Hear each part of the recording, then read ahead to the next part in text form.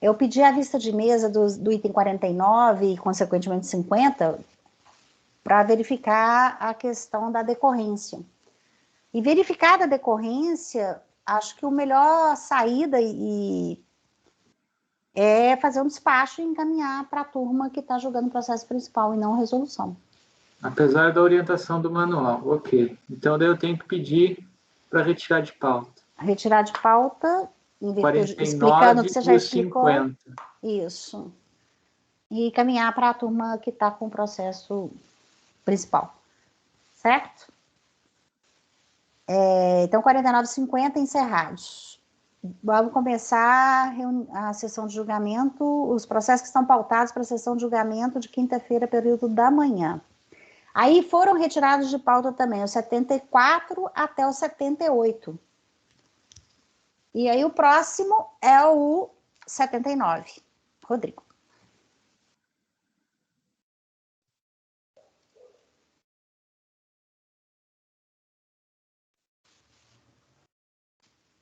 Rodrigo? Só abrindo aqui. Ah, tá. Pensei que você não tinha escutado. 79, Copenor, Companhia Petroquímica do Nordeste, final 2013, 59. Esse aqui é uma auto-infração das contribuições sociais e contribuições a terceiros, incidentes sobre remunerações pagas seguradas empregados não declaradas em GFIP. E aí tem um trecho do relatório fiscal, levantamento X1, X2, X3, são pagamentos efetuados de diretores, gerentes e coordenadores, identificados na contabilidade a título de despesa com veículos. E o levantamento AE e A2 são valores pagos a segurados empregados a título de auxílio à educação. Na impugnação, a autuada alegou que os valores pagos a título de remuneração direta com veículos indevidas, trata-se de reembolso de combustível, que é uma verba indenizatória. Quanto ao salário e educação, falou que vigia uma redação da Lei 9.711, mas a partir de 2001, o auxílio à educação passou a integrar a lista de excludentes do salário de contribuição, né, que o 2009 define exclusão do salário de educação, que o auxílio à educação não tem natureza salarial, e foi definido em acordo coletivo. O lançamento foi julgado procedente. No recurso voluntário, basicamente o recorrente reitera os argumentos da impugnação, falando que o auxílio educação o pago, a isenção prevista abarca o auxílio pago para a educação superior. Então, eu conheço do recurso, e em relação à primeira matéria, que é despesa combustível e veículos, a recorrente não comprovou a realização das despesas, se limitando a alegar que as tais verbas têm natureza indenizatória. Afirma que o reembolso era pago por estimativa, mas inicialmente custeado pelo empregado e posteriormente ressarcido. Aí eu trago o 28, parágrafo 9º-S, da 8.212, que fala que o ressarcimento de despesas para o uso de veículo de empregado só pode ser excluído do salário de contribuição se as despesas estiverem devidamente comprovadas. A fiscalização esclareceu que esse suposto reembolso da despesa era calculado conforme o cargo do funcionário, o que não é contestado pela autuada. E aí trago um trecho do relatório fiscal. Então, desse modo, considerando a ausência de comprovação das despesas relacionadas ao uso de veículos combustíveis, as respectivas verbas devem ser consideradas como tendo natureza salarial. E aí, só para facilitar o acesso, basicamente a documentação que foi juntada pela fiscalização, foi coletada pela fiscalização, tem esses moldes aí na página 4, foi isso que eu rastreou, porque tem um reembolso de veículo, conforme o cargo do funcionário. Então, varia conforme o cargo, né? Em relação ao auxílio educação, ele apurou a fiscalização que foram feitos pagamentos para a realização de cursos de educação superior e reembolso de... Só voltando um pouquinho, eu achei interessante só analisar essa documentação, porque eu vi que tem um precedente que fala que a estimativa por si só, ela não seria suficiente para desqualificar a natureza, para desqualificar esse reembolso combustível. Mas eu entendi que essa estimativa seria assim, uma estimativa, eu poderia pagar uma estimativa, um valor estimado e depois pedir a comprovação da despesa, né? Então seria estimativa. O que não é bem o caso aqui, onde é um valor por funcionário, né? Não é bem uma estimativa do trecho percorrido, né? Apesar de ter uma conta ali de reembolso, tem um valor diferenciado. Então não corresponde, para mim, não tem nenhuma relação com a despesa efetiva do combustível e também não é pelo uso do... não seria o aluguel do carro, também parece ter precedente nesse sentido, de que poderia ser aceito o aluguel, mas aqui não tem nenhuma comprovação em relação a qual seria o carro, alguma coisa de depreciação do veículo, não tem nada. A documentação basicamente é essa.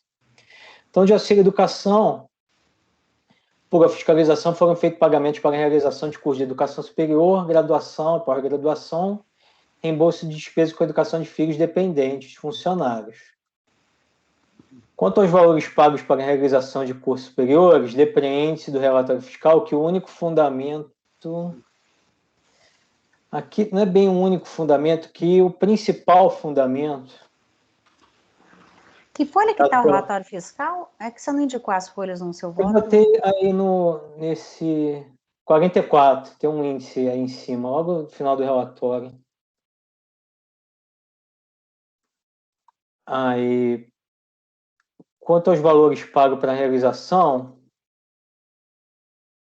o principal fundamento dado pela autoridade fiscal para a inclusão de tais verbas na base de cálculo foi de que esses custos não estariam abarcados no conceito de capacitação e qualificação profissional.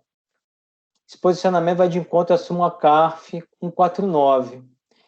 Que aqui ele fala, por isso que eu acabei tirando o único aqui, porque ele mais adiante vai deixar mais claro, porque ele também fala sobre reembolso de despesa com educação de dependentes dos funcionários. A recorrente argumenta que, considerando que a Lei Previdenciária de 2011 excluiu tais verbas do conceito de salário de contribuição, tal entendimento deveria ser aplicado retroativamente. Contudo, a Lei 1253 somente ampliou o campo de exclusão do salário de contribuição, o que não se amolda ao 106 do CTN, não se pode aplicar essa lei. É o caso, o lançamento foi regido pela lei vigente a data de fato gerador, em termos do 144 CTN. Sendo assim, o recurso não pode ser provido em relação a essa matéria. E aí, essa observação que eu faço destaque-se que o relatório fiscal não deixa claro se parte dos valores pagos a título de auxílio à educação se referem a cursos superiores realizados por dependentes e funcionários da empresa. Aí o trecho do relatório fiscal que fala que na referida cláusula é informado que a empresa reembolsará os seus empregados despesas com a educação de seus filhos dependentes registrados na empresa, matriculados em curso maternal, primeiro, segundo, terceiro graus e pós-graduação. E aí, o que eu entendi foi que ele juntou, nesses levantamentos, auxílio educação, não segrega a verba de curso superior das verbas relativas a cursos dependentes.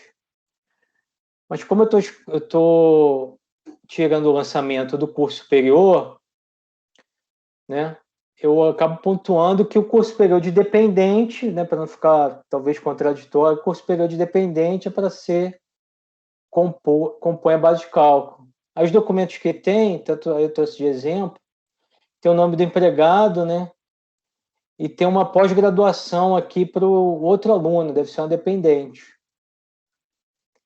Então, eu achei interessante fazer essa observação e talvez essa redação do dispositivo que eu pensei foi essa aqui, que é conhecer do recurso da provimento parcial para excluir da base de cálculo das contribuições os valores pagos a título de curso de educação superior realizados por funcionários da empresa.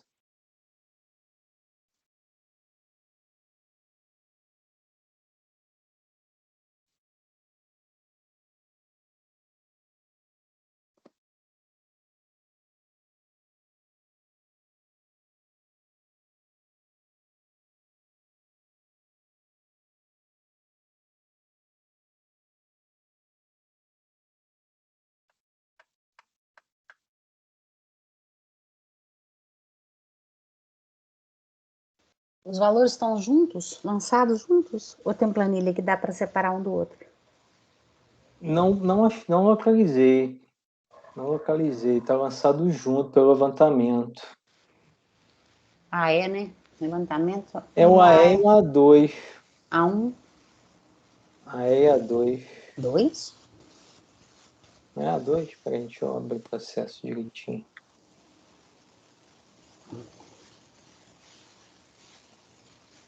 Ele só fundamentou, no caso dos funcionários, por ser ensinos pós e pós-graduação, né?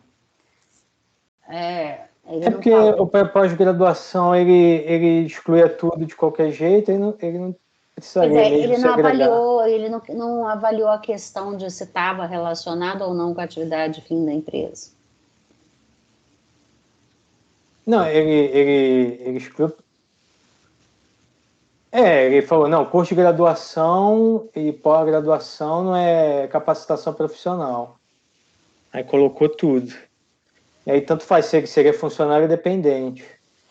Tem a planilha, tem a planilha aí na página.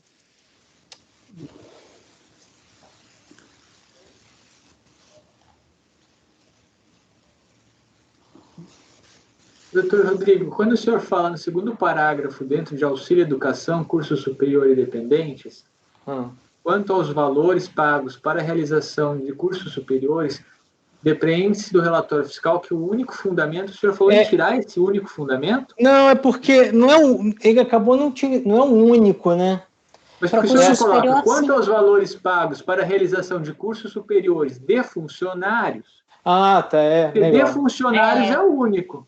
Isso, obrigado. E daí fica certinho a hipótese da súmula 149. Curso superior de funcionários, isso. Até melhor. Porque esse foi o comando lá da sua decisão no voto. Eu tinha botado único, aí depois que eu segui no voto é que... Na sua conclusão tá certinho. Já fiz a alteração aqui. Daí mantém o único. Tá. Uhum. Isso aqui ainda estava na vigência da legislação anterior, né? Ok. Pinheiro? Aqui o período de apuração é o ano de 2009 só. Uhum. Eu acompanho o relator. Acompanho.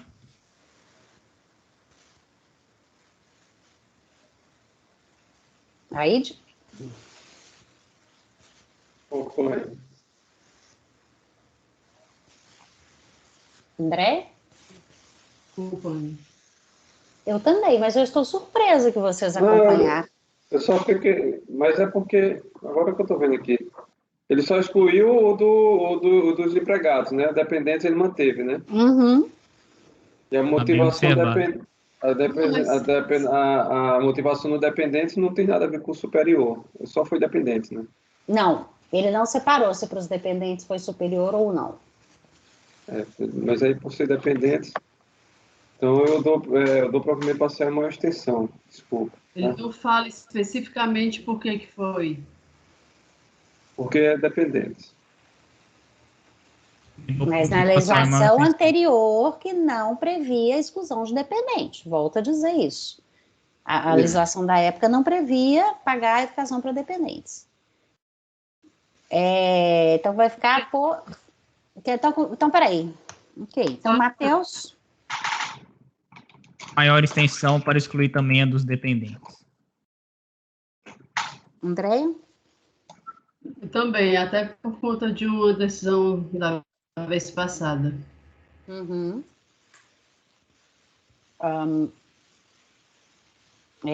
Raide? Eu? Não falei, né? Falou porque eu te alertei, mas você tinha votado com o relator. Eu só quero que você vote de novo. Sim, é verdade. Do provimento parcial em maior extensão para também afastar a incidência de contribuição previdenciária em relação às bolsas concedidas aos dependentes. Então, esse aqui vai ficar por determinação do 19E. Era em face do empate, dar provimento parcial ao recurso voluntário para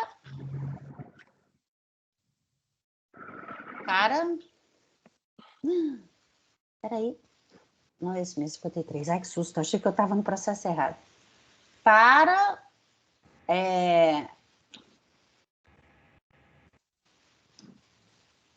Excluir da contribuição a verba paga aos dependentes. Para excluir do lançamento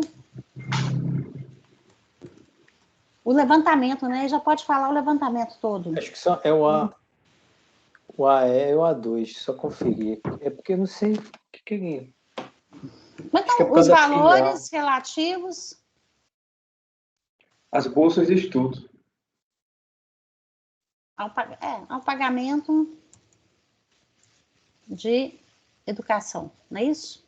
Isso. Levantamentos, só para ficar claro. X1, né? Não, X1 não. A1. AE e A A2. E e A1. Ah, tem A2 também? Não tem o A1. O engraçado é que no relatório ele fala A1. Não, no relatório é 2. AE e A2, é isso? Os nomes dos levantamentos são esses. Isso. É porque um é da matriz e outro é da filial. Vencidos os conselheiros Rodrigo, relator,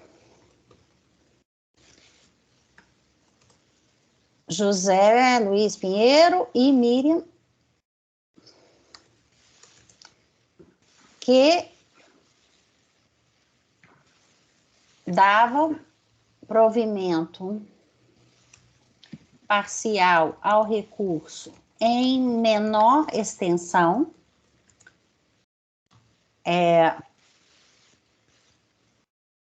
para excluir da base de cálculo somente a parte dos cursos superiores pagos a funcionários. Ok? Pode deixar que eu faço o outro setor. Para excluir da base de cálculo, para excluir do lançamento, vou manter a mesma lógica, para excluir do lançamento os valores relativos, excluir, peraí, só um minutinho, tá? Estou terminando. Para excluir do lançamento os valores relativos ao pagamento de educação ao pagamento de cursos de educação superior realizados por funcionários da empresa. Bom, deixa eu ver se ficou certinho. Esse é o item 53, não é isso? Só para não ficar doido. Não é o 53. O que aconteceu com o 53? Não é o 53, né? É o 79. É de 9. Nossa.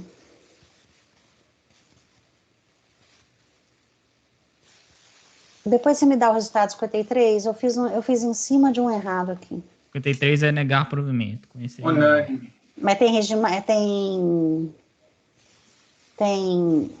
Não, preliminar não tem nada, só negar provimento. É só negar? É porque eu vi o nome do Rodrigo aqui e fiz no lugar errado. É a tal. O resultado 53 é igual ao 54, né? Negar provimento ao recurso voluntário. Isso. Tá bem que 79, então. Então, ficou assim, por determinação dos 19 em face do empate de julgamento, dar provimento parcial ao recurso voluntário para excluir do lançamento os valores relativos ao pagamento de educação. Levantamentos AE e A2, né, Rodrigo? Isso. Ponto.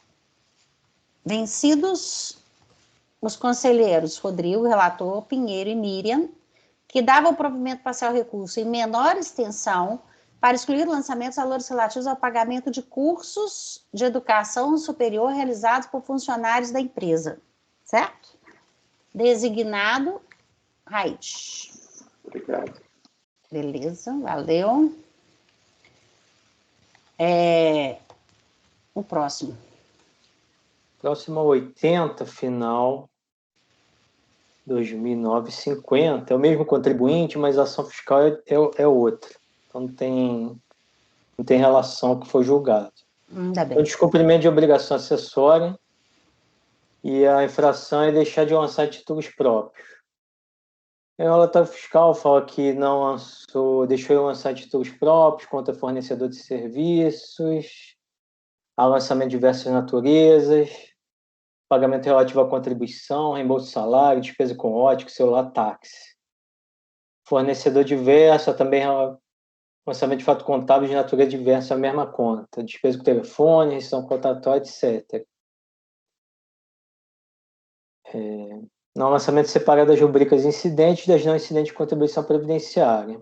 A impugnação, a atuada alega que a legislação aplicada não define objetivamente os critérios necessários para a definição do que seria forma discriminada, não havia prejuízo ao INSS, vício formal, apenas vícios formais, apresentou o documento suficiente para embasamento da autuação, o valor da multa deve seguir a lei vigente à data do fato gerador.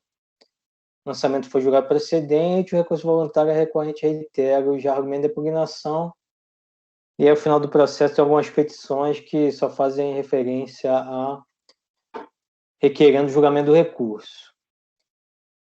Eu conheço do recurso e em relação à obrigação acessória, recorrente ao argumento que a legislação não define parâmetros objetivos, que permite a fiscalização adotar critérios discricionários, defende que a auditoria poderia verificar a validade dos lançamentos a partir de outros documentos, que a autuação só seria aceitável caso não tivesse apresentado documentação, deixasse de comprovar o recolhimento de determinadas contribuições. E eu menciono o 113, parágrafo 2º, falo sobre obrigações acessórias, que a escrituração contábil deve ser efetuada de forma a possibilidade de identificação de fatos geradores, permitindo ao fisco alcançar maior eficiência em suas auditorias. O relatório fiscal deixa evidente que não foi atendida a obrigação acessória, mencionando que não há contas distintas. Cabível a penalidade. A referência que eu faço é o relatório fiscal, registro de rescisões de contrato, despesa com telefone, etc. E aí, em relação à atualização de valores, o que acabei sim, ficando levou a reflexão aqui é que um aspecto que eu não tinha deparado, não achei também tratando mais especificamente, porque você praticamente não vejo ser questionado, que aqui ele não questiona que a atualização em si, ele questiona que a portaria da atualização deveria ser a da data do fato gerador. Ele fala da atualização também, né? Pede o da lei, mas o argumento dele é que seria a portaria da data do fato gerador, aquela portaria dos benefícios da data do fato gerador, e geralmente a fiscalização aplica da data da autuação. E o que eu desenvolvo aqui é que a fundamentação para o valor da multa está no 92.102, da 8.212.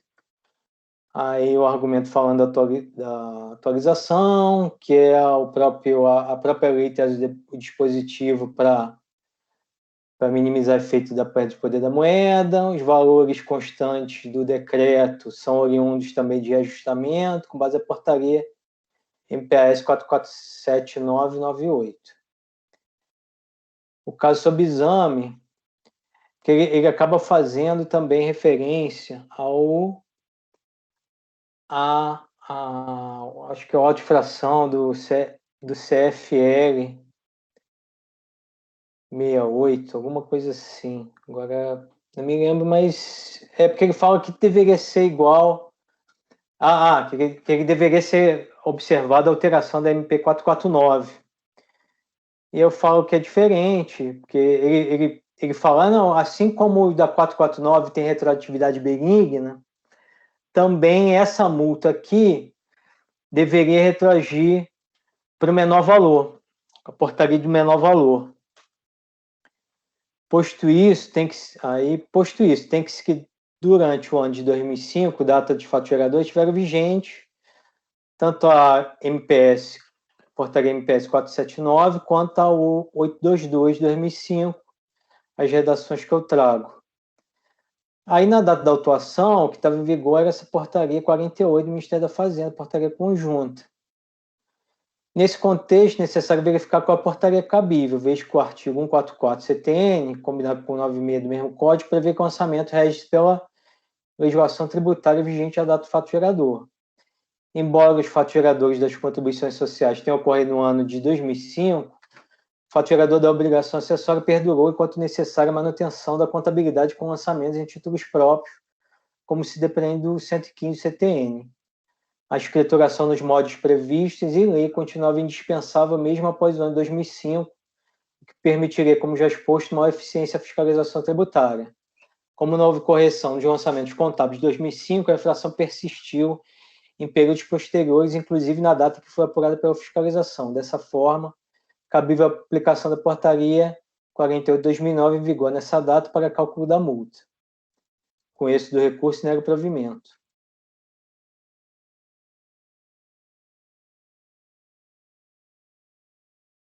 Pinheiro. Acompanho. Matheus? Raide? Acompanho. Andréia? Acompanho. Por unanimidade de votos, negar provimento ao recurso. 81. 81 aqui eu acho que é o mesmo argumento, mas obrigação acessória diferente, que é falta de preparo de folga de pagamento. Relatório fiscal. Aqui ele fala, além do relatório fiscal, a folha de pagamento 0107 a 2005 não contém informação da base do INSS. A empresa também não elabora a folha relativa ao 13º, a folha de competência 12 de 2005 contém informação dos pagamentos relativos ao 13º salário. Aí na impugnação, que ele traz aqueles argumentos lá, que não seria serviço formal, que a folha de pagamento é feita através de módulos, que a folha de 13º salário não foi contemplada no CD Manad, mas os movimentos foram integrados à folha do mês de dezembro. Se a fiscalização tivesse solicitado, teria gerado os lançamentos individualmente, conforme o documento apresentado, que ele apresentou documentos suficientes para a atuação. O valor da multa deve seguir a lei vigente à data do fato gerador. Aí a DRJ manteve o lançamento e recurso voluntário é basicamente repetição da impugnação. Com esse do recurso, e sobre a obrigação acessória em si, ela fala também a ausência de critérios objetivos, né? Ausência de critérios objetivos para a autuação. Todavia, só que ele acaba repetindo, né? Acaba repetindo aquele que não tem critério do título próprio. Então, aqui o que eu falo é o seguinte: tais alegações estão relacionadas à autuação por descumprimento da obrigação de lançar títulos próprios da contabilidade de fatos geradores que não é objeto da lide. Na sequência, a recorrente informa que a folha de 13º não foi contemplada no CD Manad, visto que os movimentos foram integrados à folha do mês de dezembro de 2005, como comprovado pelos documentos juntados. Todavia, a acusação fiscal é referente não só à elaboração da folha de 13º, mas também por falta de discriminação nas folhas das competências 1 a 07, das bases de cálculo das contribuições previdenciárias, infração 225 do Regulamento da Previdência. Quanto a esse tópico, a autuada nada apresenta sua defesa, devendo ser considerada matéria não contestada, considerando que a multa é de valor fixo, mesmo que tenha havido a apresentação da folha relativa ao 13º, as demais infrações são suficientes para a aplicação da penalidade. Em relação à atualização dos valores, é o mesmo sentido do julgamento anterior. Com esse do recurso, nego o provimento.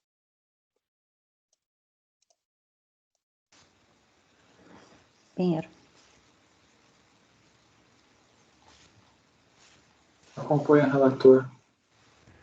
Acompanho. O relator. Acompanho. Por unanimidade de votos, negar provimento ao recurso voluntário. Item 82 é meu. Colégio Beira-Mar, é o final 2009, é que eu não pus o número do item na frente, né? 2009-71, patronal. Ai. Aqui, a empresa foi excluída do Simples. Então, auto de infração contra a empresa, referente à contribuição previdenciária, JURAT, e o outro é terceiros. Levantamentos FPE e GFI, que é remuneração informada em GFIP de empregados e contribuintes individuais. E o GFI e GCI, que é diferença folha GFIP. De acordo com o relatório fiscal, foi deferido o ingresso no Simples a partir de julho de 2007, que é o Simples Nacional. Nas competências de 1 de 2004 a 6 de 2007, a empresa elaborou GFIPs informando ser do Simples Federal, embora estivesse excluída desde janeiro de 2002, conforme ato declaratório citado aí. Foram deduzidos valores recolhidos por meio de DARF Simples. Essa informação está aí para evitar de alguém perguntar depois, né? Certificado de lançamento, o contribuinte apresentou impugnação. Eu vou deixar aqui as alegações para tratar depois. Foi proferido acórdão da RJ Florianópolis, julgou improcedente a impugnação. Consta do acordo de impugnação que a exclusão do Simples foi objeto do processo número tal. A empresa, contra a sua exclusão, impetrou o mandato de segurança TRF 4ª região, processo tal, que negou o provimento à apelação do recorrente. Então, ele foi mesmo excluído do Simples Federal, que é o período do lançamento aqui. O certificado do acórdão apresentou recurso. Preliminarmente, alega que a Receita Previdenciária já havia fiscalizado a empresa no período de 2 de 2001 a 4 de 2005. Já antecipo, já tinha mesmo, só que só foi apurada a contribuição do segurado. E aqui não é segurado, aqui é patronal e terceiros, né, no outro processo, só para já adiantar o voto. Cita a Constituição, afirma que não houve modificação dos critérios jurídicos e fiscalização ocorrida em 2005, e daqui resultou o presente lançamento. O período de 1 de 2004 a 4 de 2005 foi alvo de ambas as fiscalizações. Então, ele alega que teve 2 fiscalizações no mesmo período. Entende que encerrado o lançamento fiscal ele não pode ser reaberto, a não ser nos casos do artigo 149 do CTN. Assim, uma fiscalização que não se adequa aos casos previstos no 149, mesmo que determinado pelo superintendente, delegado ou inspetor, é nula, porque envolve uma mudança de critério jurídico para o mesmo período. No mérito, alega que o motivo da exclusão do Simples se deve à caracterização de grupo econômico, formado entre a Autuada, o Centro Educacional Geração e a empresa Centro de Ensino Integrado, conforme se extrai do relatório da NFLD, cito Debicad. Diz não concordar com a decisão recorrida quando afirma que a aferição anterior referia-se a empregados do ensino médio e integravam as folhas de pagamento das outras 2 empresas e não de todo o grupo econômico, do qual faz parte o Colégio Beira-Mar, atuando no ensino fundamental. O que aconteceu? As empresas do grupo econômico foram excluídas do Simples. Tem um ronquinho aqui no fundo, mas é a cachorro. Foram excluídas do Simples. E essas outras 2, a fiscalização apurou crédito tributário nas 2, mas não no Colégio Beira-Mar. Ele fala, não, eu também estava incluída lá naquela apuração. Entende que as empresas se as empresas compartilhavam os mesmos empregados, também foi compartilhado o fato gerador da obrigação previdenciária entre todas, de forma solidária, e não lançada individualmente para cada uma, multiplicando por 3 as obrigações de um único fato gerador. Diz que as demais empresas do grupo também foram autuadas individualmente em processos fiscais próprios, apontando a mesma irregularidade e exigindo o pagamento da contribuição previdenciária sobre a folha do grupo, conforme relatórios das autuações emitidas na oportunidade. Em todos os procedimentos são indicadas as 3 empresas como parte do mesmo grupo. Descabe a imputação da mesma multa pelo mesmo fato gerador para cada empresa. Requer seja anulado o lançamento, que as intimações sejam realizadas na pessoa de seus procuradores, e alega cerceamento de defesa, pois não foi oportunizada a produção de prova pericial. É o relatório. O lançamento se refere ao período de janeiro de 2004 a 6 de 2007. Nas razões recursais, o contribuinte alega que já ocorreu fiscalização anterior no período de 201 a 405 e que o crédito tributário já fora cobrado das empresas integrantes do grupo econômico no período de janeiro de 2001 a 10 de 2005.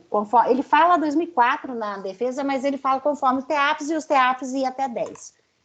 Ele fala até 4 de 2005 e, na verdade, é 10 de 2005. Logo, para o período de 11 de 2005 a 6 de 2007, o lançamento não foi contestado. Preliminar de nulidade. O ônibus contribuinte de nulidade, cerceamento de direito de defesa, não tem como prosperar. Ao contrário do que afirma o recorrente, o fisco pode e deve, enquanto não tenha decaído o direito de efetuar o lançamento, efetuar novo lançamento para o período já fiscalizado, decorrente de fatos apurados posteriormente ao término da ação fiscal anterior. Cito CTN. Mas conforme isso suficientemente esclarecido no acordo de impugnação, a fiscalização anterior na empresa somente cuidou de verificar as contribuições dos segurados, que devem ser arrecadadas e recolhidas pela empresa no período de 2001 a 4 de 2005, mesmo que ela fosse do Simples, né? À época, a empresa se declarava optante pelo Simples, sendo devidas, a princípio, apenas tais contribuições. A verificação resultou em reconhecimento e recolhimento espontâneo pelo contribuinte das contribuições dos segurados devida, TEAF a folha 62, datado de 30 de 6 de 2005. Então, naquela fiscalização, apurou só a contribuição dos segurados, que ele reconheceu e pronto, não sei se pagou, parcelou. De acordo com o relatório fiscal, nas competências 1 de 2004 a 6 de 2007, a empresa elaborou os GFIPs informando ser do Simples Nacional, embora estivesse excluída do sistema desde 2002, conforme ato declaratório executivo número 30. Como se vê, a primeira fiscalização, encerrada em 30 de 6 de 2005, apurou somente contribuições de segurados para o período de 2 de 2001 a 4 de 2005. Somente em 6 de 3 de 2006 foi publicado a declaratório que excluiu a empresa do Simples desde 1 de 1 de 2002. Dessa forma, a fiscalização retornou à empresa e apurou em novo procedimento fiscal, somente para o período não decaído, a partir de janeiro de 2004, a contribuição patronal devida pela empresa incidente sobre a remuneração paga a segurados, empregados e contribuintes individuais declarada em GFIP e ainda sobre diferenças de remuneração apurada com base em folha de pagamento e não declarada em GFIP. Mas ele não contesta o fato gerador sobre esse aspecto. Portanto, mesmo cabendo a revisão de ofício de lançamento anterior, conforme autorizado no citado artigo 149, inciso 8 do CTN, no presente caso, o lançamento anterior não foi revisado. O que foi feito foi um novo lançamento com apurações de contribuições patronais não lançadas no procedimento fiscal anterior. Logo, não há que se falar que houve modificação de critérios jurídicos entre as fiscalizações. Não houve alteração na motivação do primeiro lançamento, nem adotado entendimento equivocado. Em que pese haver nova fiscalização para a parte do período atuado, até maio de 2005, a contribuição apurada é diferenciada da anteriormente lançada, não havendo novo lançamento com a mesma motivação. Só repetitiva, né? Na primeira fiscalização foram apuradas somente contribuição dos segurados, nos termos da Constituição, artigo 195, inciso 2, artigos 20 e 21 da 812. E na segunda, só patronal, nos termos do artigo 195, 1A e Lei 8.212, artigo 22. Portanto, como os lançamentos se referem a contribuições distintas, não houve qualquer alteração no lançamento anterior. Eu vou ter que prestar atenção nesse parágrafo aí no outro, porque o outro é terceiros, então é outra previsão, né? Ou então eu só tiro ele lá, porque ele é só redundante. Quanto ao pedido de realização de perícia, correto o acordo de impugnação, que o indeferiu. Vou marcar ele aqui. No caso, não pode ser acolhido o pedido de realização de perícia, pois os valores lançados foram apurados com base em documentos, GFIP e folhas de pagamento do próprio sujeito passivo. O relato da fiscalização é suficiente de comprovação da existência do débito. Nos termos do Código de Processo Civil, a perícia será indeferida quando a prova do fato não depender de conhecimento especial ou técnico ou for desnecessária em vista de outras provas produzidas. Portanto, não se justifica o deferimento da perícia no presente caso, uma vez que essa somente deve ocorrer quando a matéria de fato, em razão da natureza técnica do assunto, ainda é um argumento padrão para indeferir perícia. Acrescentes que não foram elaborados quesitos, nem indicado perito, conforme previsto no decreto 7235, artigo 16 e 18. A simples discordância dos fatos não pode ser considerada passar o lançamento. Portanto, não há que se falar em nulidade ou cerceamento de direito de defesa, não podendo ser acolhida a preliminar arguida. Mérito. As preliminares, né, não podendo ser acolhidas, as preliminares arguidas, no plural. Não sei se eu pus no plural lá no final. No mérito. Entende o recorrente que se a empresa compartilhava os mesmos empregados, também foi compartilhado o fato gerador da obrigação previdenciária entre todas de forma solidária, e não lançado individualmente para cada uma, multiplicando por 3 as obrigações de um único fato gerador. Sobre essa questão, eu copiei o acordo da DJ e colei aí, e vale a pena a leitura para entender, porque ela que acessou todos os processos, né, e trouxe a informação do que aconteceu nos procedimentos fiscais nas outras 2 empresas que fazem parte do grupo econômico. Aí diz assim, ademais, em análise ao relatório de educação fiscal, que é da outra empresa, lavrada contra a empresa Centro Educacional Geração, juntado pela impugnante, verifico que não se trata dos mesmos faturadores apurados na folha de pagamento do Colégio Beira-Mar Limitada. Porque lá, inclusive, teve aferição, aqui é outra folha de pagamento. Naquela notificação, houve lançamento arbitrado, tomando por base o total da remuneração paga em julho de 2002 aos empregados do Geração e do SEI, isto é, os salários constantes das folhas de pagamento, mais os salários pagos no Banco Real do Centro de Ensino Integrado. Este total foi dividido pelo número de alunos para se achar um custo mensal de salário por aluno. A partir daí, aferiu-se o salário mensal através do produto mensal de salário por aluno multiplicado pelo número de alunos. Do salário de contribuição aferido, foi deduzido já registrado pelas empresas, Geração e SEI. Essa diferença a tributar incluiu os salários pagos a todos os empregados que atendem ao ensino médio. A proporção referente ao SEI foi lançada na notificação número tal. Então, ele fez uma aferição aí da diferença e lançou nas duas. Friso que tanto a auditoria da fiscalização anterior como a atual deixaram claro que o Colégio Beira-Mar atendia e atende ao ensino fundamental. Então, parece que do grupo econômico Beira-Mar é só do ensino fundamental, as outras duas do ensino médio, e essa aferição aí foi feita só para as do ensino médio. Portanto, como bem visto, as remunerações dos empregados e contribuintes individuais do impugnante Colégio Beira-Mar não integravam os lançamentos arbitrados consubstanciados nas notificações fiscais, números tais, lavrada contra os outros dois colégios. Assim, não há que se falar em excesso de tributação, lançamento de duplicidade ou ofensa a ato jurídico perfeito. Tampouco houve mudança nos critérios jurídicos adotados pela fiscalização. Correto e legal, portanto, o procedimento adotado pela auditoria. A aferição anteriormente procedida referia-se tão somente aos empregados que atendiam o ensino médio e integrava a folha de pagamento das empresas SEI, Centro, dos dois colégios, do qual, conforme relatado naquele procedimento, faz parte o Colégio Beira-Mar, atuando no ensino fundamental. Frise-se que, embora a impugnante também tenha sido fiscalizada naquela ocasião, não foram levantadas contribuições previdenciárias patronais ora lançadas.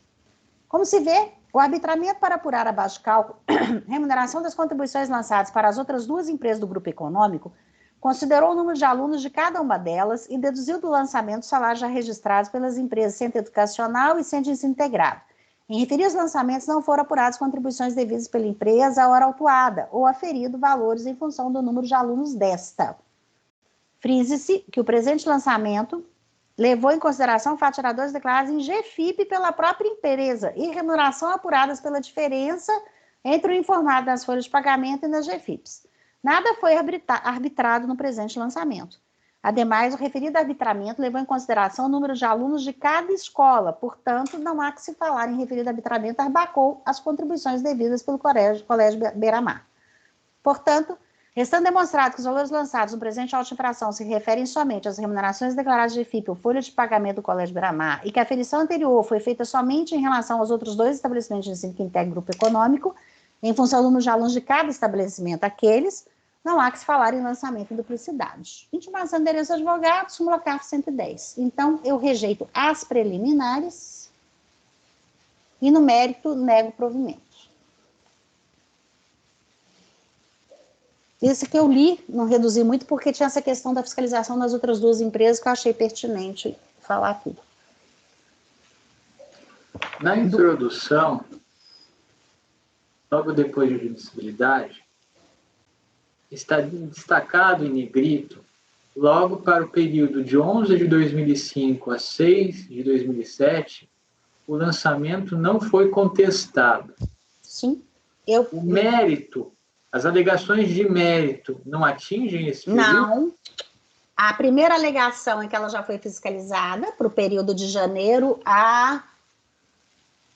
de 2004 a junho de 2007, e a segunda alegação é que as empresas que fazem parte do grupo econômico já foram fiscalizadas no período de fevereiro de 2001, janeiro de 2001 a 10 de 2005.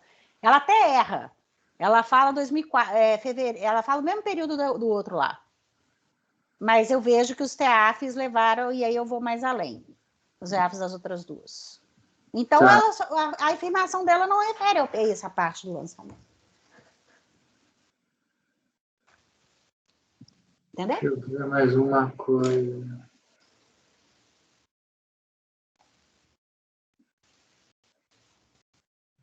Tá.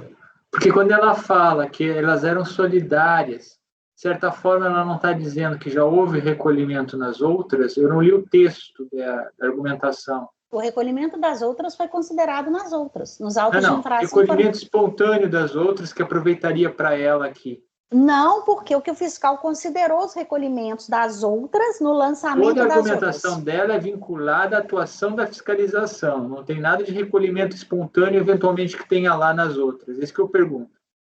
Não falo nada sobre isso, não. Tá. Não tem esse argumento, não. O que essa segunda argumento, por isso eu li, eu achei que ele era... Foi mais difícil até para eu entender o que estava acontecendo. É que a fiscalização nas outras duas que faziam parte do ensino médio, ela fez essa aferição aí.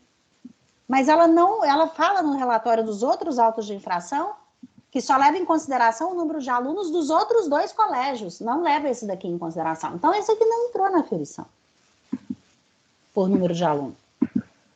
E mesmo porque esse aqui é ensino fundamental e os outros 2 ensino médio. Acho que foi isso que a fiscalização dividiu dessa forma. Só. Abrindo o processo, eu quero ver uma coisa dentro.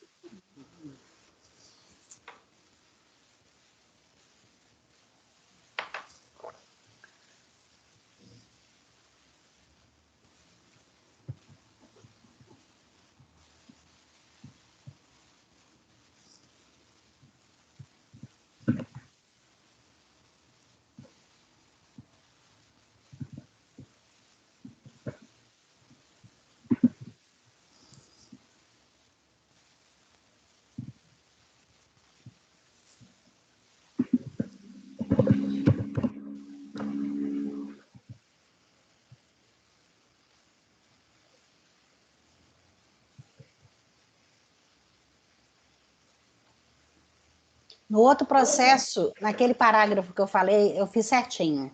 Eu coloquei na segunda somente contribuição para outras entidades e fundos cobradas e fiscalizadas pela RFB nos termos do artigo 33 da 812. Na hora que eu falo o que foi numa fiscalização e o que foi nesse outro processo. O resto é igual, porque o outro processo são terceiros.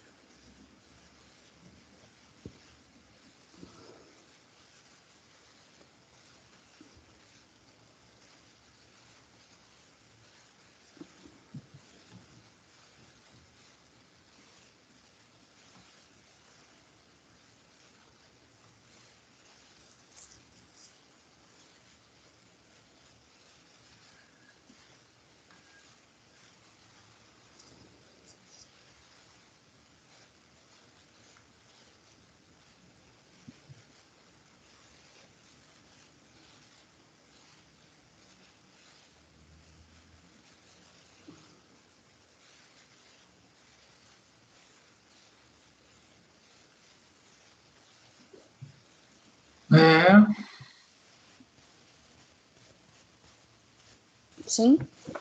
Eu já posso votar. Então pode votar. Acompanhe. Matheus? Acompanhe. André? Não, Raide. Rodrigo. Rodrigo já acompanhou. Não? Já. Eu não escutei, não. Aí, eu acompanho. Acompanho.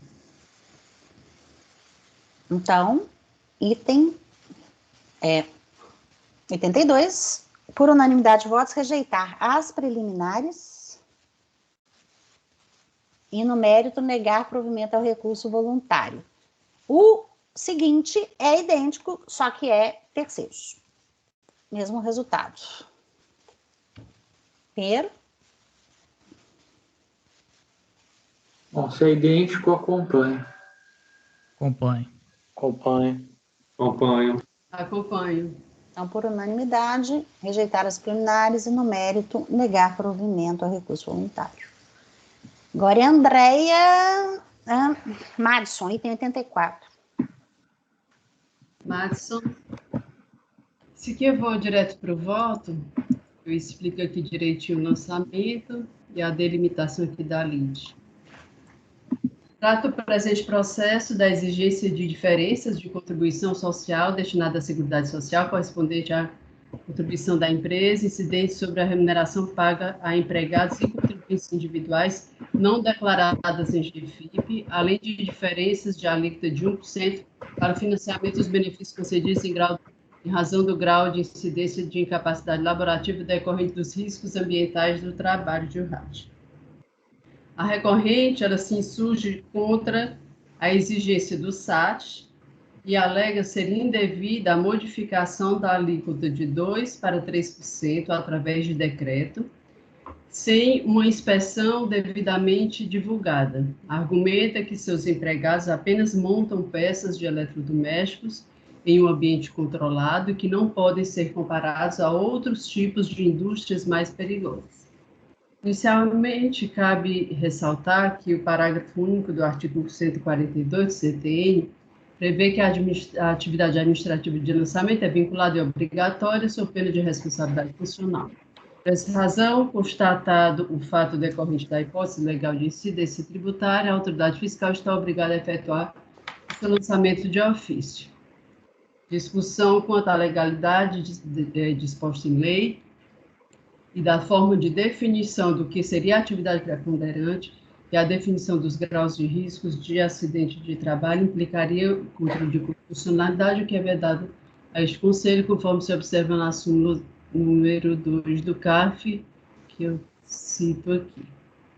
Pois bem, segundo o relatório fiscal, o levantamento ST1 e ST2 teve como base de cálculo os valores lançados nas folhas de pagamento como salário e refere-se à contribuição complementar de 1% referente ao RAT, que teve sua alíquota aumentada pelo Decreto 6.042 de 2007, de 2% para 3% na competência 6 de 2007.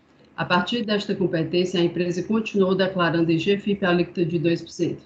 Anexou o documento ADA, discriminando os lançamentos que originaram este débito, bem como as observações de abatimento dos valores pagos. Foi feito o inciso 2 do artigo 22 da Lei 8.212, prevê a existência de adicional de SAT-RAT para o financiamento dos mencionados benefícios, adicional este cuja alíquota varia em razão do risco existente na atividade preponderante da empresa.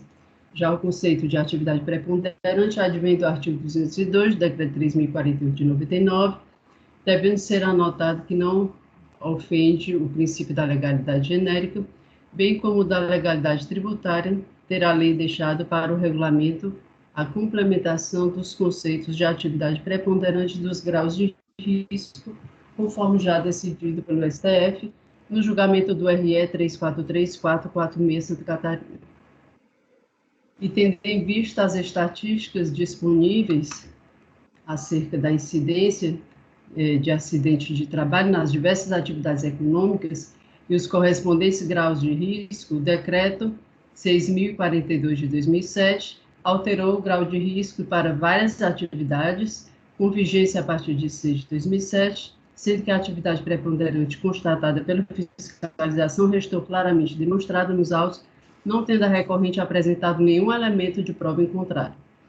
Por conseguinte, verifica-se correta a fixação do grau de risco, que grava a contribuição destinada ao SAT-RAT, com alíquota de 3% no período fiscalizado, em face das atividades relacionadas ao CNAE fiscal indicado nos anexos do lançamento, o que está em harmonia com as normas de regência.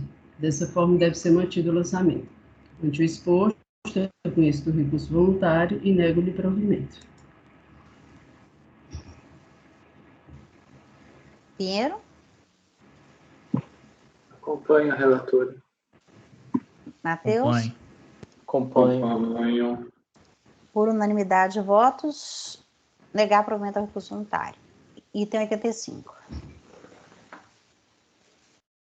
Também vou direto para o voto.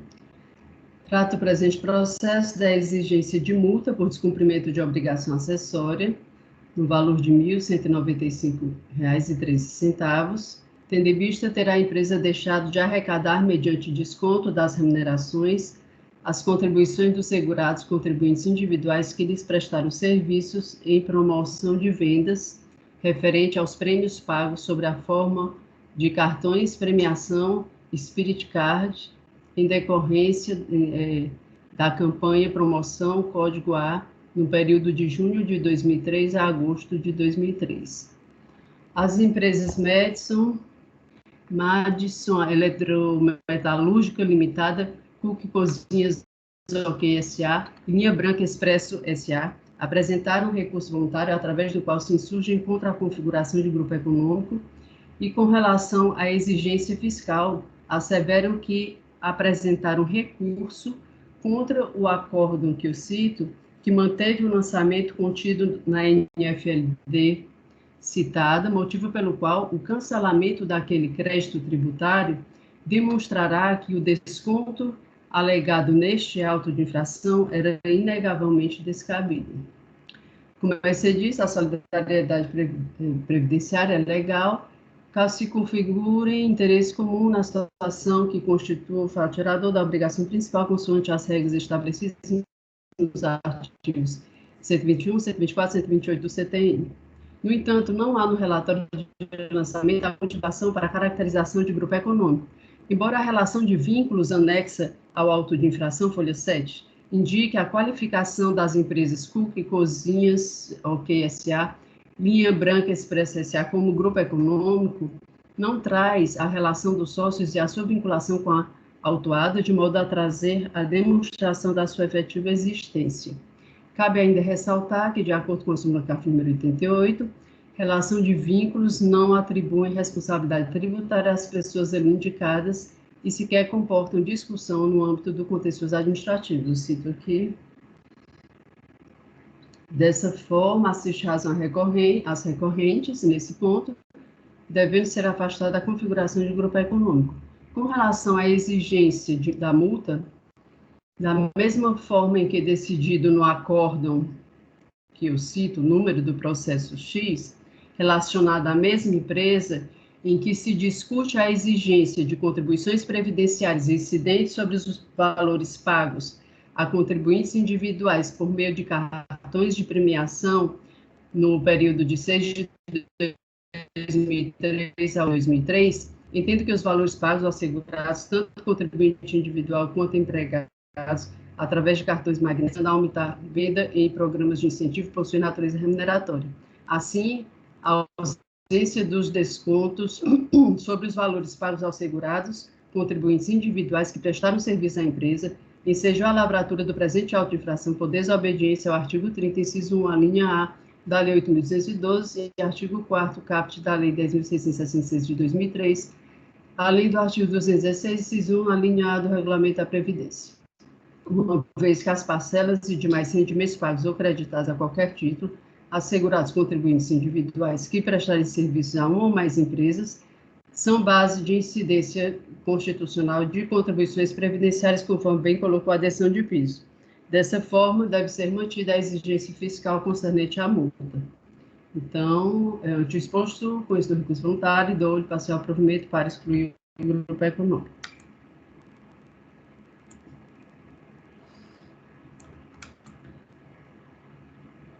Desculpa, a exclusão do grupo econômico, por que mesmo? Eu perdi um... Mas eu achei estranho, porque é o seguinte, essa questão do grupo econômico, que eles citam aqui nesse processo, na verdade, não tem nenhuma configuração específica de grupo econômico no relatório de lançamento, certo? Não teve solidariedade aqui, é só o Corresp, não é? A única coisa que tem é exatamente, né? Naquela... A RJ é que está tumultuando. É justo a minha turma. Relação de vínculos, que eu fui ver na relação de vínculos, aí tem escrito assim, entre parênteses, grupo econômico. Aí eles pegaram, a DRJ falou, decidiu de uma forma, e eles alegaram no recurso, aí eu estou falando que não tem grupo econômico, e estou falando também dessa súmula CAF número 88. Não acredito que a senhora fez isso não, doutora Miriam. Eu não fiz isso não, eu só estava presente voando lá na hora, não sei. Olha aqui, não fui eu a relatora. Presta atenção.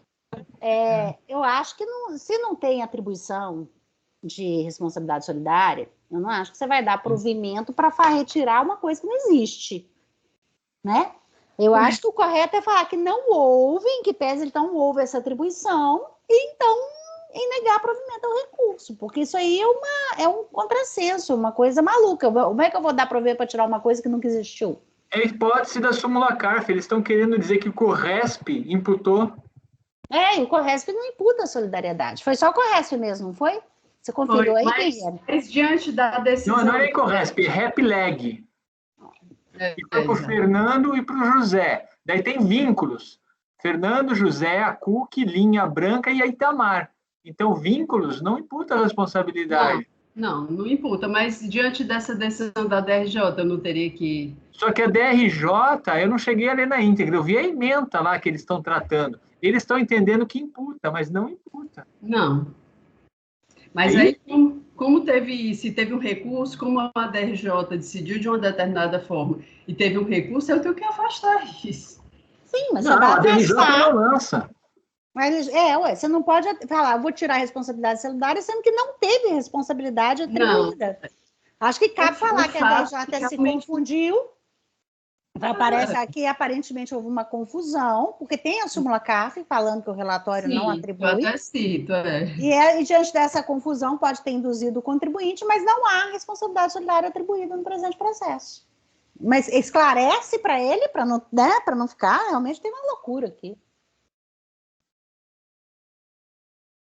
Não acreditei que eu estava presente nisso aqui, não.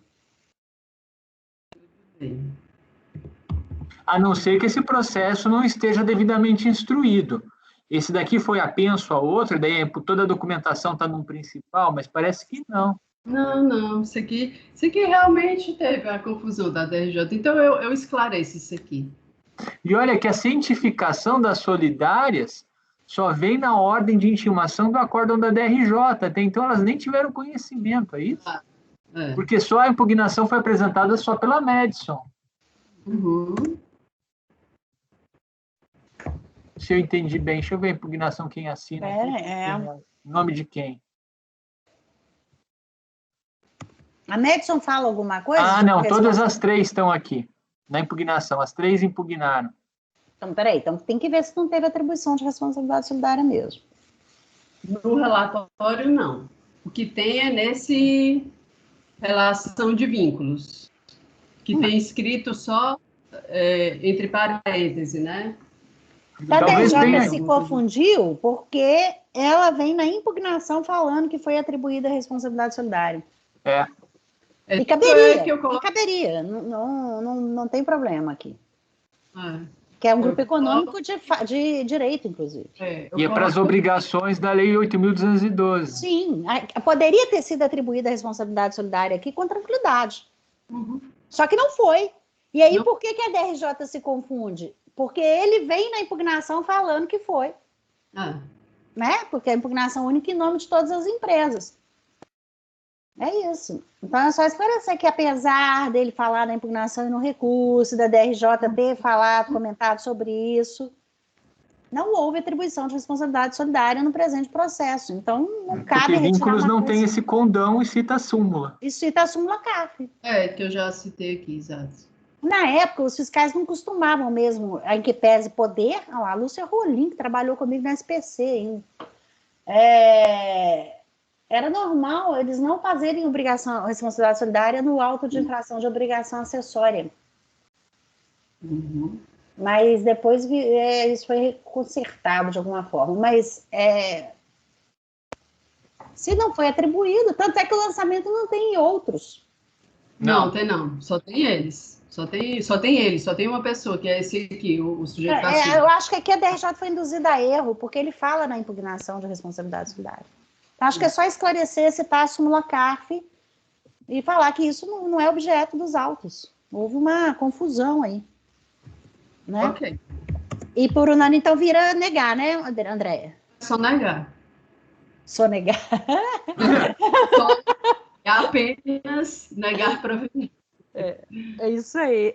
Uma vez eu não acordo, na ata, eu escrevi, em vez de vencido, vendido. E como não tinha correção, né, porque a palavra vendido existe, Ainda bem que eu vi depois, foi por pouco. Esses problemas aí. Aqui foi indução a erro, foi por isso, então. E aí a relatora do outro processo me induziu a erro, tá? Não fui eu que errei, não. Então, negar provimento. Pinheiro. Deixa eu só perguntar. Não complica, Pinheiro. Antes nós julgamos 84, não foi? Uhum. Foi. No 84 tinha atribuição de solidariedade? Outra não tinha nada fiscalização, disso. outro ano. Outra fiscalização em outro ano. Tá. Porque às vezes lá tivesse algum documento que pudesse entender melhor a situação, mas não. Eu acompanho a relatora. Acompanho. Então, por unanimidade de votos, negar provimento ao recurso voluntário. O item 86 é meu, Turilessa. O que é? Não lembro. Tem uns que eu nem lembro. Não é que eu não lembro, é porque eu faço uma revisão antes, mas agora, depois, eu já... Vamos lá. Peraí, tô na pasta errada aqui. Turilessa. É um AI-35 arquivo digital. Então, foi autuada, nós temos aí da lei, porque ela foi intimada a apresentar informações contábeis em meio digital de acordo com o layout previsto no manual da SRP, informações de trabalhadores empregados em meio digital. A empresa apresentou apenas arquivos de trabalhadores e que não tinha as informações contábeis. O contribuinte apresentou a impugnação, afirmando que apresentou. Foi proferido acórdão, julgando improcedente, você está com o áudio aberto. E aduz que já apresentou documentação contábil no recurso, ela fala que apresentou, fica que ela disse que me disse, né? Que apresentou documentação contábil para fiscalização, complementando toda a documentação, que não teve intuito de prejudicar o recolhimento das contribuições previdenciárias, não causando prejuízo ao erário, requer o cancelamento da multa.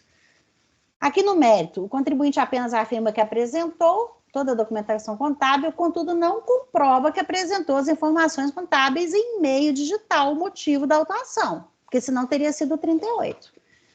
O argumento sobre a ausência de intuito de causar prejuízo ao erário não tem como ser acatado, cito 136 do CTN. Infração, para não falar nada, eu falo do dispositivo da infração, da multa.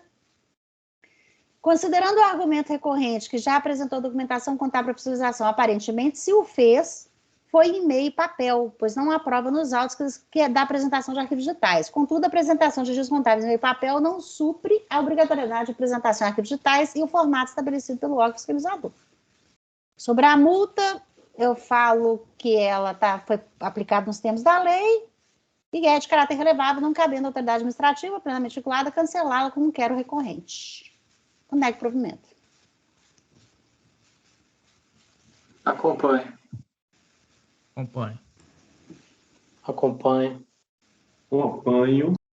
Acompanho. Por unanimidade de votos, negar provimento ao recurso. 87 é meu também, é cor. Deixa eu fechar por ele. Peraí, cancelar. É cor. Não, eu viro um polvo aqui de 10 cabeças, não é de tentáculos, não. É cor, impugnação intempestiva. Autoinfração, que motivo não importa mais. Ela apresentou a impugnação dia 22 de janeiro e a DRJ julgou que ela não conheceu da impugnação por intempestividade. Ela afirma que a impugnação é tempestiva, conforme consulta ao sistema de cobrança realizado em 16 de março de 2009. E ela foi parcial, pois recolheu os valores conforme os GPS quitadas, diz que o julgamento pela intempestividade não excluiu os valores recolhidos, o que configura apropriação indébita, requer ser julgado improcedente a corte de impugnação excluída da base de cálculo os valores excedentes. Impugnação de admissibilidade. A impugnação não foi conhecida por ser intempestiva, sendo mantido o crédito tributário. Portanto, aqui cabe apreciação apenas da matéria concernente à tempestividade. Alega o recorrente que a impugnação é tempestiva como prova o resultado de consulta ao sistema de cobrança datado 16 de 3 de 2009. A data da expiração do prazo para impugnação foi lançada no sistema equivocadamente. como prova os documentos de folhas 278, 280 e despacho de folha 283, que informa a intempestividade da impugnação, os quais o contribuinte foi informado, tendo protocolado o aditamento da impugnação. Logo, o contribuinte estava ciente do erro do lançamento da data no sistema e sua consequente correção.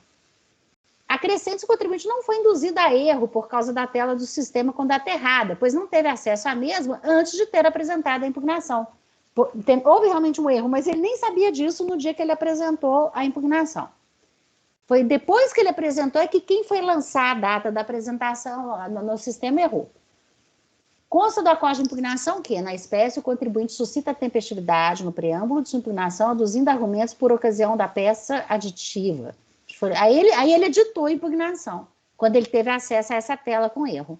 Em especial, a remissão anexo 11, inicial da impugnação, nos faz observar que o aludido anexo é cópia da notificação e não indica a data do recebimento em 29 de 2 de 2008. Ou seja, não há prova de que a alegada tempestade ficando em conteste a data oposta, como a 22 de 12 de 2008, a data de recebimento do auto de infração constituindo. Tá. A petição apresentada fora do prazo não caracteriza impugnação, aí é padrão meu. A decisão que julgar impugnação tempestiva com a admissão de tempestividade deve julgar tão somente a tempestividade. Cito o artigo 5º, 10 e 15 do decreto 7235, 23, e aí vem ao que interessa. O sujeito passivo foi cientificado em 22 de 12 de 2008. O prazo de apresentação começou a fluir em 23 de 12, terça-feira, terminando em 21 de 1 de 2009, quarta-feira. Portanto, como suficientemente explicado na Código de Impugnação, não há dúvidas que a impugnação apresentada em 22 de 1 de 2009 é intempestiva. Acrescente esse recurso somente poderia ter como objeto a questão de tempestividade que foi aqui analisada. Diante do exposto, correta a decisão de primeira instância considerando intempestiva a impugnação. Mas aí ele fala que ele recolheu parte, que a impugnação tinha sido só parcial, que haveria impugnação indébita. O contribuinte alega ter recolhido parte dos valores lançados no montante como entendeu devido. No caso, o contribuinte deveria ter solicitado a expedição de guia específica vinculada ao presente processo para efetuar os recolhimentos. Mas não fez, né? Os valores que o contribuinte alega que recolheu, caso sejam confirmados pela DRF e não tenham sido utilizados, deverão ser apropriados ao presente lançamento por ocasião da cobrança. Só dou essa observação para ele e nego provimento ao recurso.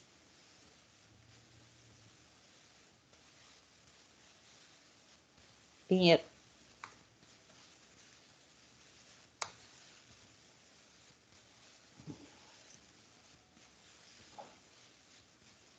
Pinheiro? E apropriado ao presente lançamento pode transmitir a ideia de fazer a apropriação da guia. Mas é isso, não? Aproveitados. Não, aquela apropriação da guia dentro do lançamento que vai inibir juros e multa, não é isso? Tá. Então, o que você sugere assim? Eu estou com o arquivo errado aqui. Então, é cor.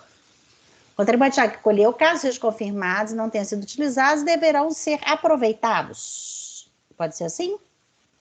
Porque a palavra apropriado, normalmente, ela é utilizada para aquela antes do lançamento. Do lançamento. Ok.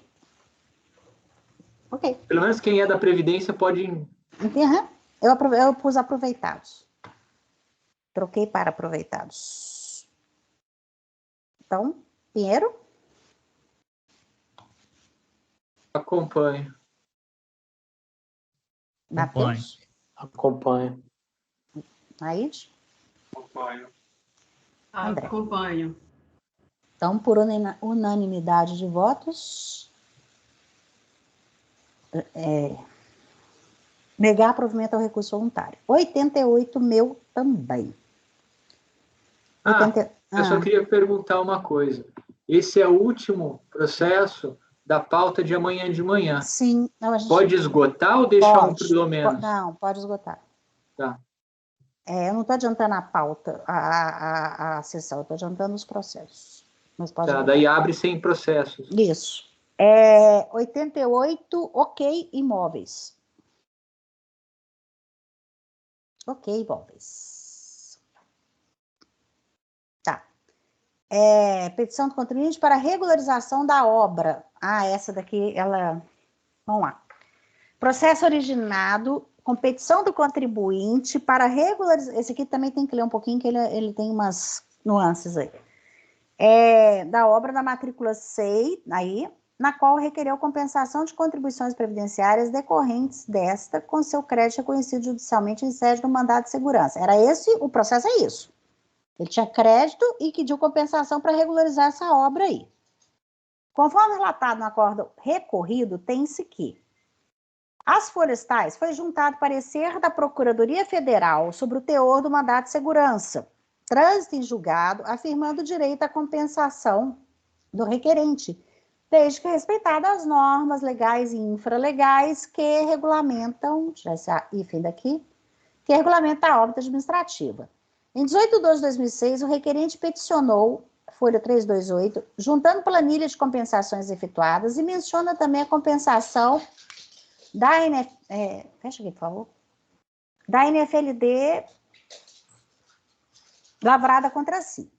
A Central de Plantão Fiscal esclareceu que emitiu certidão CND para a averbação da obra, quer dizer, eles consideraram, pegaram todo o crédito dele e regularizaram essa obra aí, pois que havia saldo de crédito em favor do contribuinte suficiente para compensação com o valor das contribuições devidas calculadas no aro. Em 12 de 3 de 2007, agora vem o que interessa. Então, quer dizer, o que interessava nesse processo era a regularização dessa obra aí. E regularizou, acabou. Em 12 de 3 de 2007, o requerente apresentou nova petição, apresentando nova planilha de compensações efetuadas, com saldo a compensar atualizado até 3 de 2007, requerindo a compensação deste com crédito à Fazenda Previdenciária decorrente da regularização da obra SEI 39.520. Essa daí. É outra obra, quer dizer, não é essa daí não, outra obra. A regularização de operação concomitante das NFLDs lavradas contra si e também restituição do saldo credor. Vê que ele acrescenta um tanto de coisa agora.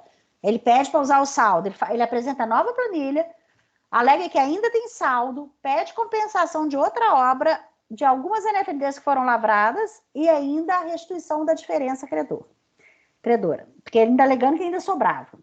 A Central de Plantão emitiu o CND referente à obra final 71, com base no parecer de folhas 474, que se manifestou favoravelmente à compensação, ou seja, consertar a obra dele também. Outra obra. O parecer, consertar não, compensaram. O parecer fiscal acolheu a petição de folha 418 com um pedido de como o parecer fiscal acolheu a petição de folha 418 como um pedido de restituição. Protocolado em 12 de 3 de 2007 e propôs o indeferimento do pedido, pois que prescrita a pretensão, haja vista transcorrido mais de 5 anos do trânsito julgado, a ação reconheceu o direito creditório. Então, quer dizer, ele acolheu essa petição nesse processo aí, que não tinha nada a ver com o pacto, como se fosse um pedido de restituição, e aí fala que prescreveu. Por meio de despacho decisório, com base no parecer tal, foi indeferido o pedido de restituição pleiteado pelo requerente. O requerente, inconformado com o indeferimento do seu pleito, interpôs recurso ao CRPS, com as seguintes razões. Ele estava defendendo aí que ele tem crédito. E aí os motivos que geraram o crédito dele, direito à compensação. Foi juntada a folha 581, cópia da decisão de embargo de declaração impetradas pela União, na qual o juiz reforma a decisão que determina o procedimento de compensação, decretando a prescrição da pretensão executória. O recurso foi recebido como manifestação de inconformidade que não foi conhecida em virtude de concomitância, vez que a matéria foi levada a juízo. Foi proferido acordo da 7ª Turma do TJ Recife com a seguinte ementa e resultado: direito creditório não reconhecido, impugnação não conhecida. Cientificado apresentou recurso. Alega que o presente processo não compreende pedido de compensação ou restituição do crédito assegurado judicialmente, uma vez que as compensações iniciaram antes do trânsito em julgado do mandado de segurança. Diz que o pedido protocolado dizia respeito exclusivamente à expedição de CND de averbação, sendo as planilhas juntadas apenas para testar seu crédito. Entende que é incoerente o fundamento do acordo recorrido, vez que este não é objeto dos pedidos protocolados em 11 do 1 e 12 do 3. Aduz que mesmo que se admita que as petições tratassem de pedidos de compensação e restituição, a decisão transitada em julgado assegura o direito à compensação. Acrescenta que seu pedido foi protocolado em 11 de 1 de 2006, antes de 6 de 2006, como poderia estar prescrito? Questionando como poderia estar prescrito. Afirma que, apesar de estar efetuando as compensações desde 1996, os valores até então compensados não suplantaram seu crédito. Conclui que não há de se falar em prescrição, pois o processo foi protocolado em 11 de 1 de 2006, quando não havia transcorrido o lapso de 5 anos. 11 de 1 de 2006 foi na hora que ele fez o primeiro pedido lá para compensar com a obra. Requer seja anulada a decisão recorrida e reconhecido o direito à compensação dos valores recolhidos indevidamente, ato contínuo que sejam homologados os valores compensados até que se ultime o saldo do crédito. Fizeram a confusão isso aqui, né? Mérito. Como bem informou o recorrente acima relatado, a petição protocolada em 11 de 1 de 2006 foi para a regularização da obra inscrita nessa matrícula CEI, na qual requeriu compensação de contribuições previdenciárias decorrentes desta com seu crédito reconhecido judicialmente em sede do mandado de segurança. Tal pedido foi aceito em 2007. A DRF emitiu o CND para a averbação da obra, pois que havia saldo de crédito em favor do contribuinte suficiente para compensação das contribuições devidas apuradas no ato. Pronto, aí teria acabado o processo. Não faria sentido continuar. Desta forma, estando satisfeito o pedido, o processo deveria ter sido encerrado e arquivado.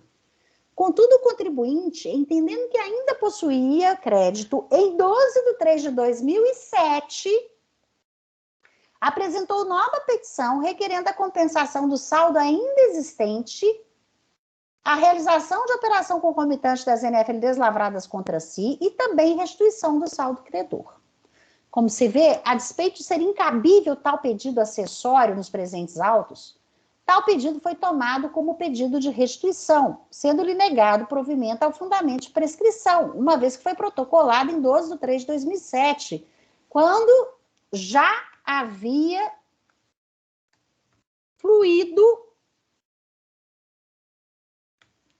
o prazo de 5 anos para efetuar as compensações. Portanto, sem razão recorrente, afirmar que protocolou o pedido em 11 de 1 de 2006. Nesta data, o pedido foi para regularizar a obra e obter CND. Diante da decisão administrativa, o contribuinte recorreu à justiça, no mesmo mandado de segurança. Ele gosta de fazer pedido acessório nos processos dele. E conforme decisão de folha 581 e 582, foi decretada a prescrição da pretensão executória. Está claro que a matéria impugnada administrativamente contra o despacho decisório da Recife na manifestação de inconformidade foi a mesma levada ao Poder Judiciário. Portanto, correto acordo recorrido que não conheceu da manifestação de inconformidade. Aí eu cito a súmula CARF número 1 e voto por conhecer do recurso voluntário. Por que eu estou votando por conhecer? Ah, não, tá. É porque ele questiona por que a DRF não conheceu e não deu para ele o crédito, não é isso? E negar-lhe provimento. A DRJ de Recife fala que tem concomitância, e ele recorre, fazendo essa confusão toda para falar que não tem. Não é isso? Acompanho. Acompanho.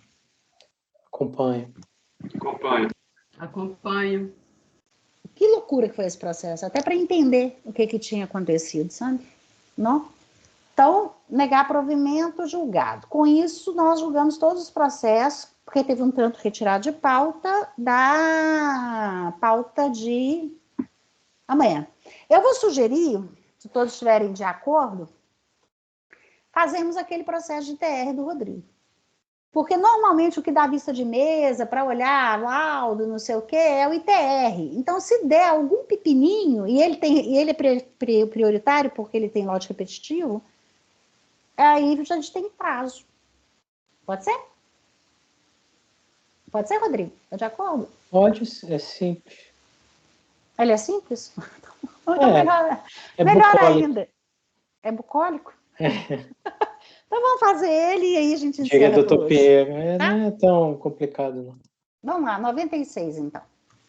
É porque poderia ser, né? Normalmente os ITRs têm sido mais complicados do que os de contribuição previdenciária. 96. Vamos ver aqui. 96. Erika Schrank Keffer. Aqui, na origem, é uma notificação de lançamento que é referente à falta de comprovação de área de produtos vegetais, área de pastagem e VTN. Só que o recurso, os senhores vão ver, não tem nada a ver com nenhum desses 3 temas. Aí eu transcrevo o relatório fiscal e na impugnação o contribuinte fala do erro, que não foi declarada a APP, reserva legal, benfeitor, que fala de benfeitorias, fala das áreas de produtos vegetais, pastagem, do VTN, né? Fala traz notas fiscais, traz movimentação de produtor agrícola. E a DRJ, ela acaba basicamente afastando todo o lançamento. As matérias do lançamento acabou que foram comprovadas. Quer dizer, a DRJ reconheceu a de benfeitorias, área utilizada na atividade rural, VTN constando o laudo, e não aceitou as áreas na APP nem reserva legal por conta da falta do ADA. E aí a conclusão do voto condutor. Né? Então, considerando haver comprovado a APV, pastagem, e termina assim: conclui-se haver a possibilidade de rever o lançamento, modificando-se os dados conforme DITR retificadora, limitando-se nos itens comprovados. E no recurso voluntário, o contribuinte alega que fala sobre o ADA, fala desse termo de responsabilidade de conservação de floresta, averbado junto à matrícula, constando que na época de sua elaboração existia 3 hectares de preservação permanente e 96 de reserva legal. Aí o índice dos documentos, e eu conheço do recurso, e trago aí nesse primeiro tópico que no laudo técnico e na DITR retificadora, que ela juntou com a impugnação, é esse o laudo, tem um laudo no processo com essas áreas à esquerda, e numa DITR tem essas áreas à direita. Só o que difere substancialmente aí acaba sendo a área de pastagem. O julgador ACOR registrou a aceitação do laudo técnico e demais documentos juntados a título de comprovação do VTN e das áreas objeto do lançamento, porém estas com as dimensões contidas na DITR retificadora. Quanto às áreas de preservação permanente e reserva legal, não foram admitidas por conta da falta do ADA. E aí, o que em destaque aqui para facilitar a consulta, no laudo está assim: há na propriedade 87 hectares de floresta nativa, isso é o laudo, né? As áreas estão divididas em reserva florestal, que é 83 hectares, e 4,51 hectares de área de preservação permanente. Aí eu trago essa tabelinha, os valores relativos ao cálculo do imposto. Como é que ficou? O declarado, à esquerda, apurado pela fiscalização, e como ficou após a decisão de primeira instância. Quer dizer, ela reduziu o que era produtos vegetais conforme o contribuinte tinha pleiteado, né? Quer dizer, restabeleceu conforme o pleito do contribuinte, pastagem conforme também a contribuinte tinha pleiteado e não aceitou nem APP nem reserva legal. Ao se insurgir contra a decisão de piso, a recorrente alega a existência de termos de responsabilidade de conservação de floresta averbado junto à matrícula do imóvel,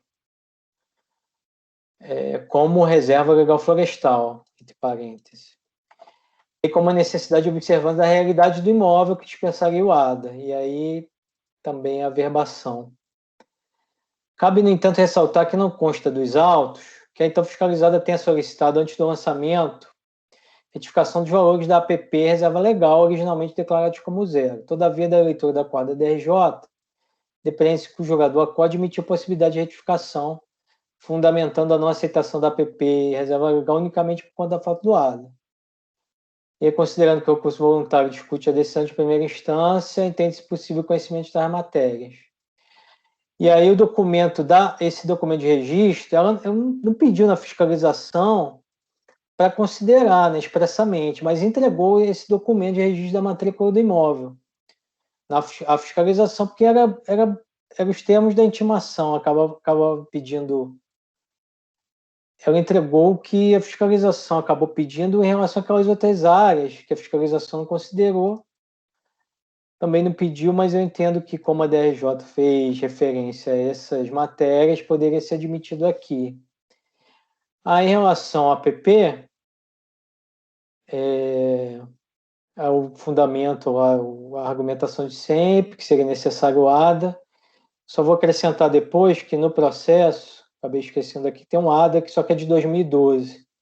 Eu vou acrescentar que seria um ADA tempestivamente protocolado antes da ação fiscal. Então, ficaria a APP por conta do ADA. E na reserva legal, aí a súmula 122, e aí a questão aqui é que está verbado, lá na verbação está 96,36 hectares. Só que ia ter um problema porque eu acho que ia conflitar com o que foi reconhecido lá como área de pastagem também, e de produtos vegetais na decisão de primeira instância, agora não me recordo, mas de toda forma, ela pleiteia desde a impugnação reconhecimento de 83,457 hectares, justificando ser esta área efetivamente preservada, o valor da terra retificadora. E aí é do recurso. Também deve ser feito ajuste, que ela pleiteia aqui, também deve ser feito ajuste, constituído pelo montante de 83,4 hectares. Assim, tendo em vista que a autoridade julgadora fica restrita aos limites do pedido, deve ser reconhecida a área de 83,457 hectares a título de reserva legal. E ela pede compensação dos valores já pagos. Eu digo que a matéria externa lançamento constitui somente o crédito relativo à diferença entre o valor apurado e o valor declarado conforme demonstrativo. Então, com esse recurso, e dou provimento parcial para aceitar essa área de reserva legal. Esse valor pleiteado pelo contribuinte.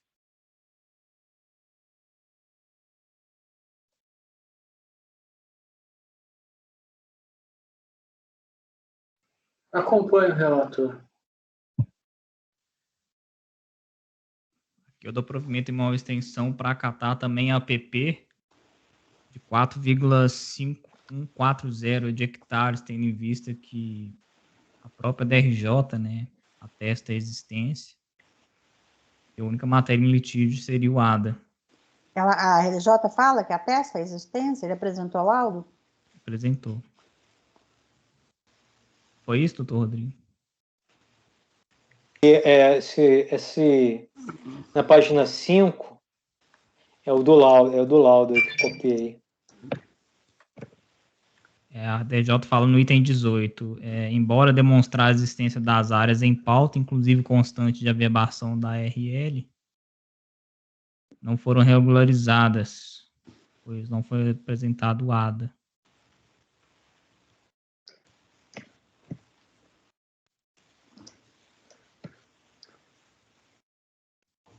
Quatro e meio? 4,5140. 4,5. É uma casa decimal só. Porque é só a questão do ADA, né? Tem laudo, então, né? Ok? Tem laudo, agora... E a DRJ fala que aceitou o laudo? Não, fica aquela questão, porque tem um laudo falando das áreas, né? Mas, sim...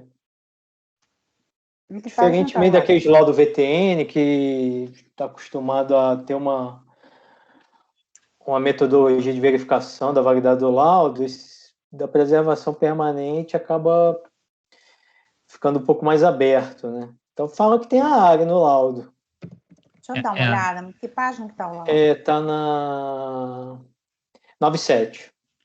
Lembrando que, nesse caso, essas áreas não foram declaradas, mas a DRJ aqui, ela acaba manifestando sobre elas. Faltou talvez, incluir essa introdução, né? Eu acho que eu coloquei aqui no... Você colocou no início. no início, né? Na página 6 ali, eu falo porque teoricamente ela não pediu, né, isso aí como retificação, e eu falo aí na página 6 que o julgador pode admitir essa possibilidade de retificação, então por isso eu conheço dessas matérias. Ótimo. Eu estou olhando o laudo aqui.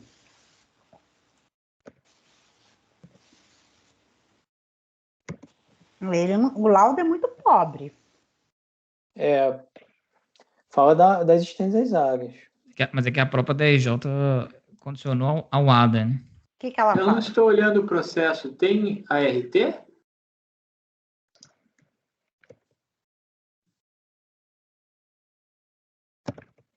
Vou olhar agora, peraí. Só deu curiosidade.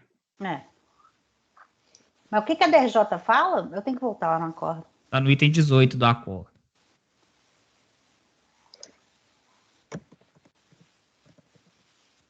Mas o ônus de provar não é do contribuinte, nesse caso, ele está dizendo que houve erro de fato na declaração dele, ele tem que demonstrar o todo. O laudo não tem ART no processo, não. É porque aí a gente vai estar decidindo aqui com outro fundamento, né? Que não, a DRJ não adotou. Aí o processo não teria fim. Acordo não está em que página? Eu estou perguntando porque é mais fácil para mim, que já que vocês já estão com ele aberto. Né? Acordo, achei.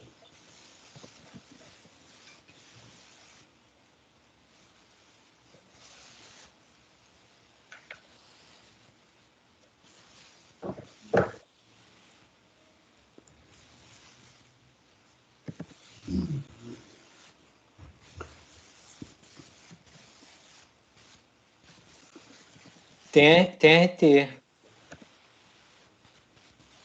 Está na página 121. 121.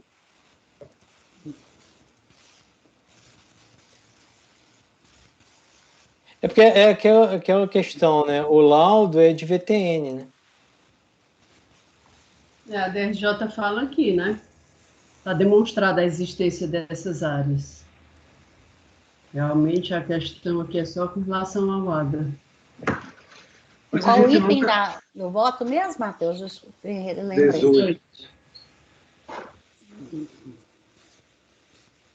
Demonstrar a existência da área.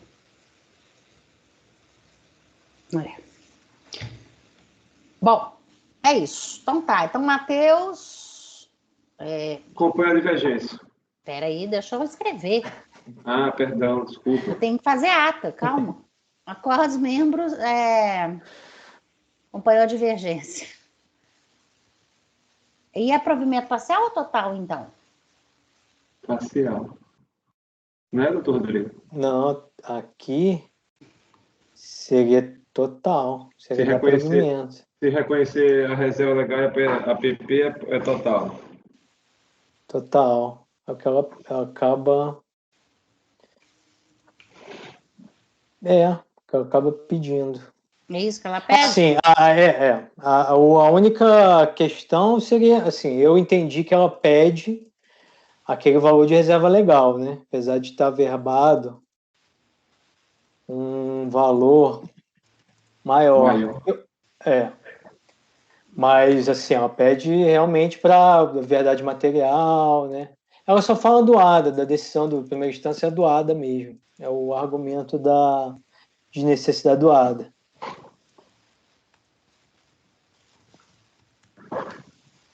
Então é provimento.